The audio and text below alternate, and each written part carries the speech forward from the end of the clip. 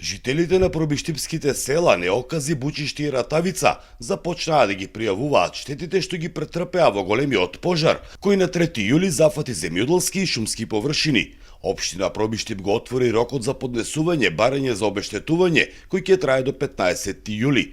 По неговото истекување, Општинската комисија за проценка на штети ќе изврши увид на терен и ќе утврди висината на штетите. Ние како општина имаме формирано комисија која што ќе ја утврди настанатата штета и согласно правилникот кој што го има донесено Општина Пробиштип ќе биде доставен на Советот на Општина Пробиштип и понатаму ќе се проследи до владата на Република Македонија, која што треба да ги потврди настанатите штети и да бидат делумно обештетени граѓаните кои што беа зафатени од ова несакана појава. Според првичните проценки, пожарот оставил сериозни последици врз земјоделското производство и приватниот имот. Во селото Бучиште целосно изгоре една куќа, а оштетени се и дел од други објекти.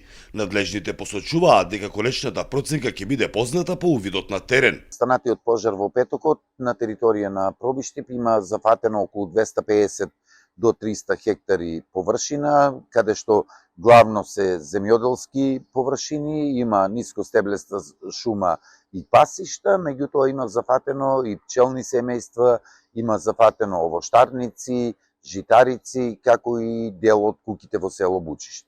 Според информациите од територијалната противпожарна единица Пробиштип, пожарот започнал од искра предизвикана од земјоделска машина, пошто се запалила нива со жито во атерот на селото Неокази. Поради силниот ветер и сувата вегетација, пламените јазици за кратко време се прошириле кон Бучишти и Ратавица, што значително го отежнало гаснењето. Во интервенцијата учествувале пожарникари вработени во јавни предпријатија, институции и местно население, а пожарот бил ставен под контрола по повеќе часовна борба со огнената стихија. За Сител, Трајан Ристовски.